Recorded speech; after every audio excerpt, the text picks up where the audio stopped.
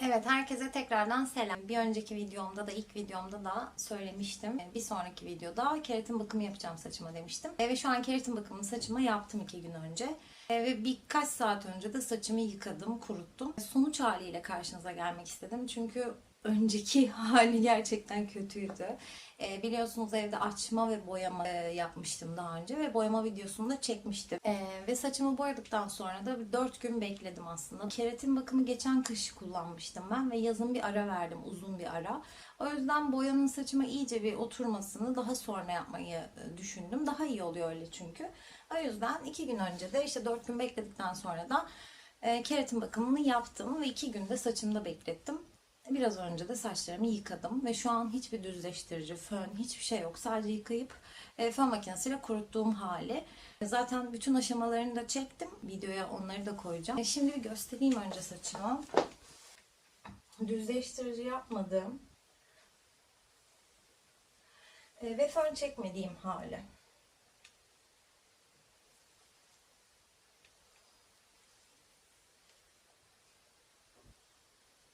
Hatta hemen bir saçımı tarayayım şöyle. Ki karışıklığı da açılmış olsun.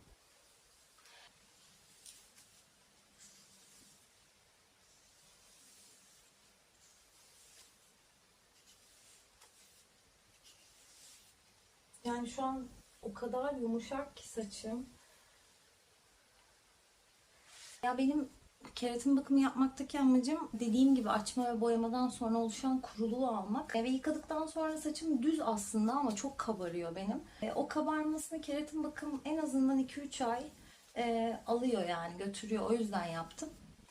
Sanki keratin bakımı saçı böyle tel tel ayırıyor ve telleri besliyor gibi geliyor bana.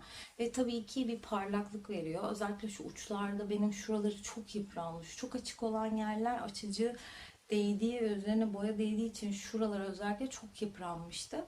Ve böyle oralar birazcık uç tarafları böyle kıtır kıtır duruyordu. Ve mesela şu an yumuşacık duruyor. Evet, orada bir seyreklik var. Saçımın ucunda hala kırıklar var. Ama böyle sanki daha bir parlak ve daha canlı gösteriyor.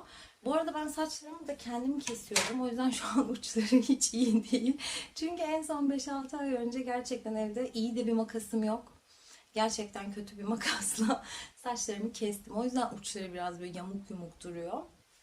Aslında bu böyle çok güzel bir saç kesimiyle bir de keratin bakımı yaparsanız efsane olur. Hangi ürünleri kullandım ve nasıl uyguluyorum? Onları anlatacağım bu videoda. Yani bir keratin bakımı yapmak istiyorsanız evde, geçen videoda da bahsettiğim gibi bence en ucuz keratin bakımlardan biri ve etkili de bir bakım. Aynı zamanda Brezilya fönü dediği düzleştirici etkisi de var. Ben aslında ilk geçen kış kullandığım keratin bakım setini bulamadım internette. Bu arada ürünlerin isimlerini de bulursam linklerini de aşağı açıklama kısmına bırakıyor olacağım. Geçen sene kullandığım ve şu an bulamadığım seti de göstereceğim. Ve yeni aldığım seti de göstereceğim. Geçen videoda da bu setin aslında serumunu göstermiştim markanın. Motto Plus diye bir marka. Ben geçen sene kışın başında bunun şu şekilde bu boy göstereyim şöyle hemen. Bunlar kaç ml? 100 ml diyor. Şu boy 4 tane tüpünden oluşan bir set satın almıştım.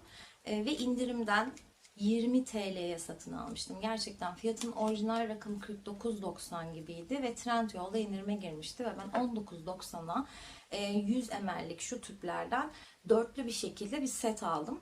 Birincisi şampuanıydı. Keratin bakımında şampuanın önemi tuzsuz şampuan olması gerekiyor. İkinci adımda keratini vardı. Üçüncü adımda saç kremi vardı. Ve dördüncü adımda da bu şekilde bir saç serumu vardı. Keratini bittiğinde bu setin yaz geldiği için tekrar almadım. Yazın keratin bakımı yapmıyorum. Ara veriyorum. Bir 3-4 ay hiçbir şey yapmadım. Yani saçıma keratin bakımı yapmadım. Ama bu dörtlü seti göremedim, bulamadım yani. Artık bu şekilde dörtlü set satılmıyor. Ama ilk kez kullanacaksanız bence büyükleri de var bunların ama bence böyle küçük almak daha mantıklı. Çünkü denemiş oluyorsunuz tester gibi ve fiyatı da daha uygun oluyor ve 2-3 sefer yetiyor size. Bu dörtlü set kalmamış ama bu küçük boy 100 ml'lik bir şampuanı bir de keratin şeklinde bir ve ikinci adım olarak bir seti var. İkinci adım keratin zaten Bence saçınız çok uzun bile olsa 2 kullanım gider. Şampuanı o kadar uzun süre gitmez çünkü bu çok küçük bir şampuan. Fiyatı da ne kadardı? 39.90'a inmişti indirimde ama normal fiyatı 59.90'dı. Ama çok kovalarsanız bazen dediğim gibi çok uçuk indirimlere girebiliyor. Böyle 20 lira, 29 lira gibi. Ben dediğim gibi seti bulamadığım için aynı markanın zaten büyük bir tuzsuz şampuan alacaktım. Keratin bakımı yapacağım için elimdeki tuzsuz şampuan bitmişti. Keratin bakımı yaptıktan sonra hep tuzsuz şampuana ihtiyacım olacağı için büyük boy bir tuzsuz şampuan alacaktım. Yine Motto Plus'ınkini alayım dedim. Ve böyle şampuanla birlikte keratininin de büyük boy keratininin de olduğu bir set gördüm. Ben bunu 39 liraya aldım. Hatta bir indirim daha vardı sepette. Sanırım 35 liraya geldi. Yani bu keratin bana büyük ihtimal birkaç sene gider. Hani dediğim gibi şu kadarcık boyu bana 2-3 kullanımlık yettiyse 100 ml, bu 500 ml bana 10-15 kullanım gider. Bu şampuan tabii o kadar gitmez ama yine fiyatı çok uyguna geldiği için 35 liraya geldiği için bu ikisini hemen indirimde görünce aldım. Ama dediğim gibi siz bence küçük boyuyla başlayabilirsiniz. Yani 1 ve 2 olan şampuan ve keratin olan küçük boyuyla şöyle 100 ml'lik deneme boyuyla başlayabilirsiniz. Çok kısa hemen keratin bakımı nasıl uygulandığından bahsedeyim. Aslında uyguladığınız keratin setinin arkasında yazar. Ama şu küçük kullanımlıklarda yazmıyor nasıl kullanılacağı. Eğer böyle alırsanız bana yanında kullanma kılavuzu göndermişlerdi. Ama olur da göndermezlerse bilin diye hani çok kısa anlatacağım. Keratini saçınıza sürmeden önce saçınızı tuzsuz bir şampuanla 2 kez şampuanlıyorsunuz. İyice, yani aslında saçın tertemiz olması gerekiyor. Daha sonra duştan çıkarken şampuandan sonra hiçbir şey kullanmıyorsunuz. Saçınızın üzerinde herhangi bir birikinti yapabilecek hiçbir şey kullanmıyorsunuz. Daha sonra saçlarınızı havluyla hafif nemini alarak keratini saçınızı boya gibi tutam tutam uygulamaya, sık bir tarakla da taramaya ve 1 santim dibine sürmemeye dikkat ediyorsunuz. Yani 1 santim boşluk bırakıp daha sonra oradan başlayıp ucuna kadar keratini aslında tarakla ve fırçayla aynı boya yapar gibi yediriyorsunuz. Saçınızda bunu 30 ile 40 dakika arası bekletiyorsunuz. Ben tam 40 dakika bekletmedim. Zaten şimdi detaylı yaparken de video çektim. O aşamaları da koyacağım.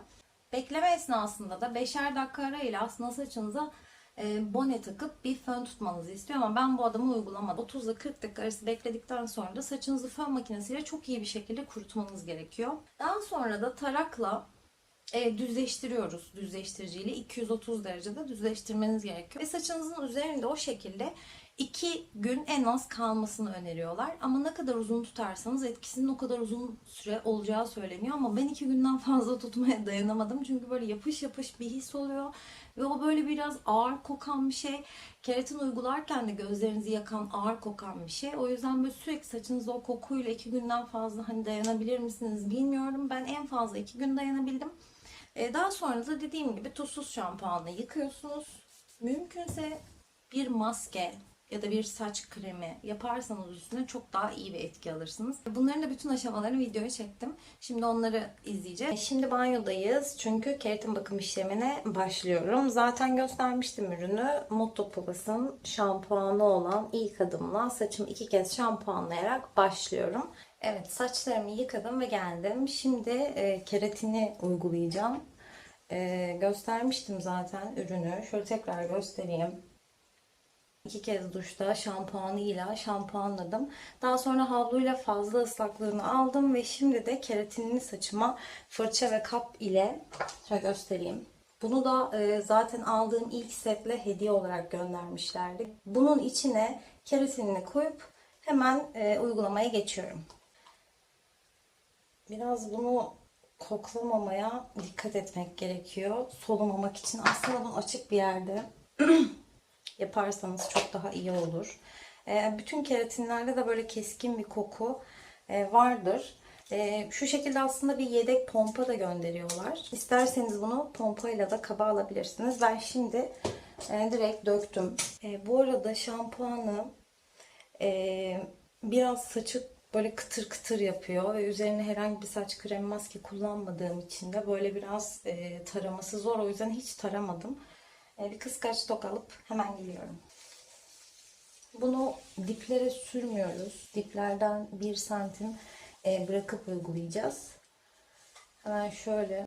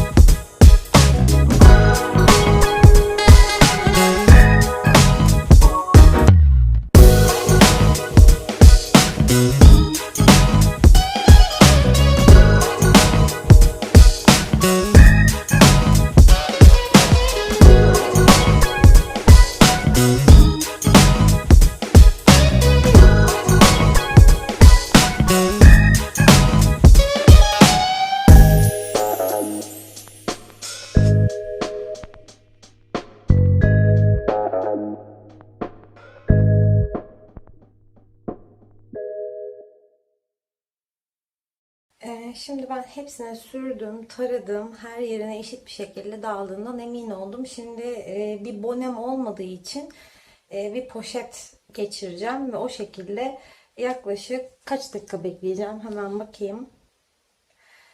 30-40 dakika saçımda bekleteceğim. Evet, ben saçımda şimdi yarım saat, yani 30 dakika 35 dakika beklettim. Fön makinesiyle da şimdi kurutacağım saçlarımı.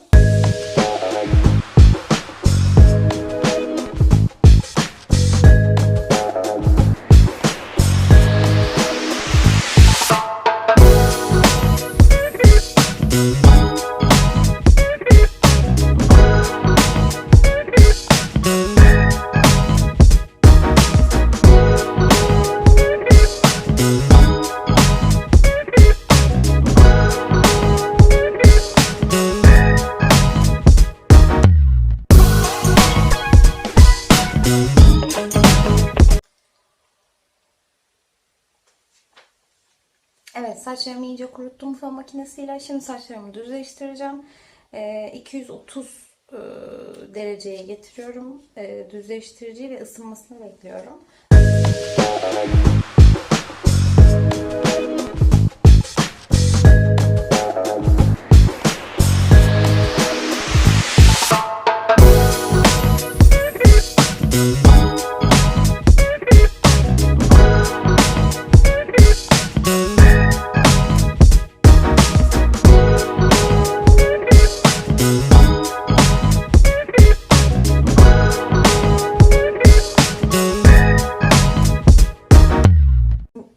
Saçımda beklettikten sonra yıkayacağım. Sonuçta da karşınıza geleceğim. Evet, şimdi saçlarımı yıkadım. Saçlarımı Motto Plus'ın şampuanı ile yıkadım. Şimdi saçlarımı önce tarıyorum. Zaten şu an maske kullandığım için saçlarım çok yumuşak. Yani hiçbir karışıklık vesaire yok. O yüzden şöyle tarıyorum güzelce. Şimdi tabii fön makinesiyle kurutunca kurutur kurutmaz saç nasıl ne kadar düz oluyor onu görmeniz için kuruturken de çekeceğim. Ama tabii ilk kuruttuğumda birazcık kabarabiliyor. Böyle hani düzleştiriciyle sanki düzleştirmişsiniz gibi dümdüz olmuyor. Birkaç saat sonra o kabarıklık inince aslında ertesi gün özellikle saçlarınız düzleştirici yapmışsınız gibi düz oluyor. Saçımı kuruturken böyle üstten elimle düzelte düzelte kurutacağım. Hani böyle çok fazla kabartmayacağım ki biraz daha böyle sakin kurusun.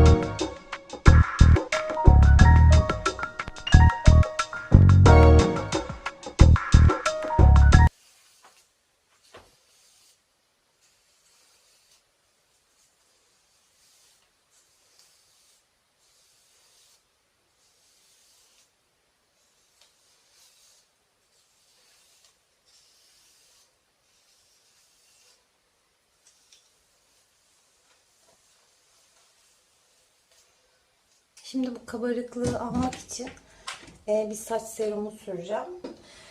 Başta da bahsettiğim bu yine Motto Plus'ın saç serumunu kullanacağım ama çok az, yani bir pompa sadece sıkıyorum. Bunu böyle elimde iyice dağıtıyorum. Daha sonra da şöyle sadece uçlarına birazcık sürüyorum. Şimdi saçlarıma serumu da sürdüm. Sadece fön makinesiyle kuruttum. Şu an böyle biraz kabarık ama birkaç saat sonra tekrar çekeceğim size son halini. Şu an saçlarım gerçekten yumuşacık, yani dokunabilseniz şöyle. Biraz elektriklendi, o yüzden böyle birkaç saat dinlenmeye bırakacağım. Birkaç saat sonra tekrar son halini göstermek için geri geliyorum. Evet, keratin bakımı nasıl yaptığımı da detaylı olarak izlemiş oldunuz. Ve evde çok ucuz bir şekilde de aslında saçınıza keratin bakım yapabilirsiniz. Siz de inşallah beğenmişsinizdir. Bir dahaki videoda görüşürüz. Hoşçakalın.